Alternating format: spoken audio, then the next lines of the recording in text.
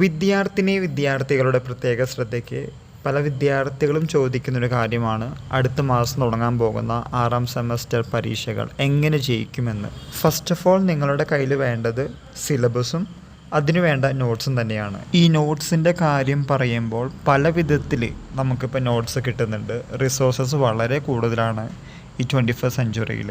പ്രത്യേകിച്ച് information overloaded. എക്സാമ്പിളായിട്ട് പറയുകയാണെങ്കിൽ മെറ്റ AI യൂസ് ചെയ്യാം, ChatGPT യൂസ് ചെയ്യാം, ദെൻ ഗൂഗിളിൽ school of distance education notes use ചെയ്യാം, യൂട്യൂബ് ചാനലിൽ നോട്ട്സ് യൂസ് ചെയ്യാം.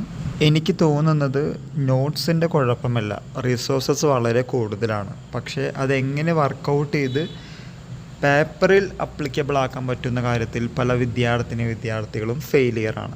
വീണ്ടും ഓർമ്മിപ്പിക്കുന്നു, നിങ്ങളുടെ പരീക്ഷകളെല്ലാം അടുപ്പിച്ചിട്ടാണ്. ഒരു പരീക്ഷ കഴിഞ്ഞ് 2-3 ദിവസമോ ഒരാഴ്ചയോ അങ്ങനെയുള്ള ലീവുകളോ ഗ്യാപ്പുകളോ ഒന്നുമില്ല.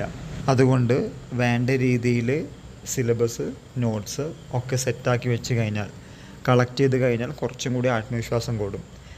പകുതി % ജയിക്കാനുള്ള കാരണം എന്തെന്ന് ചോദിക്കുകയാണെങ്കിൽ എല്ലാ കാര്യങ്ങളും നേരത്തെ കൂട്ടി ചെയ്ത് വെക്കുന്നതിലാണ്.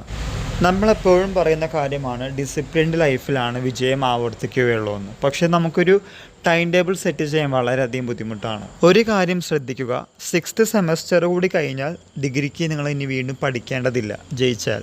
പലർക്കും വരുന്ന ഒരു പ്രോബ്ലം ടൈം ടേബിൾ ഉണ്ടാക്കുക എന്നതിലല്ല, ടൈം ടേബിൾ മെയിൻറ്റെയിൻ ചെയ്യുക, അത് ഫോർവേഡ് ചെയ്യാനുള്ള ബുദ്ധിമുട്ടാണ് പലപ്പോഴും ഉണ്ടാവാറുള്ളത്. പഠിക്കാനുള്ള ആവേശം ഉണ്ടാക്കുന്നത് നമ്മൾ തന്നെയാണ്. അതിന് ചില ടിപ്സ് ആൻഡ് ട്രിക്സ് മാത്രമേ പറഞ്ഞുതരാൻ സാധിക്കുകയുള്ളൂ.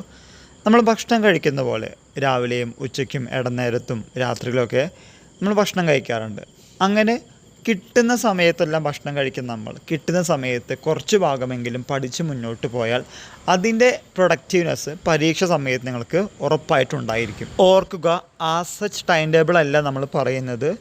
നിങ്ങൾക്ക് പറ്റുന്ന വിധത്തിൽ എപ്പോഴൊക്കെയാണോ പഠിക്കാനുള്ള ഒരു മൂഡ് ഉണ്ടാവുന്നത് ആ സമയത്തൊക്കെ നിങ്ങൾ ബുക്ക് എടുത്ത് വായിച്ച് പഠിച്ചു കഴിഞ്ഞാൽ, എഴുതി നോക്കിക്കഴിഞ്ഞാൽ അതെന്തായാലും നിങ്ങൾക്ക് പരീക്ഷയ്ക്ക് ഉപകാരപ്രദമായിരിക്കും. ഇനിയും സമയമുണ്ട്, എന്നാൽ സമയമില്ല, ആ ഒരു മൈൻഡ് സെറ്റോട് കൂടി മുന്നോട്ട് പോവുക. ഇതുമായി റിലേറ്റ് ചെയ്യുന്ന എന്തെങ്കിലും സംശയങ്ങളുണ്ടെങ്കിൽ കമൻറ്റ് ബോക്സിൽ കമൻറ്റ് ചെയ്യുക. എല്ലാവർക്കും ഒരിക്കൽ കൂടി നന്ദി, നമസ്കാരം.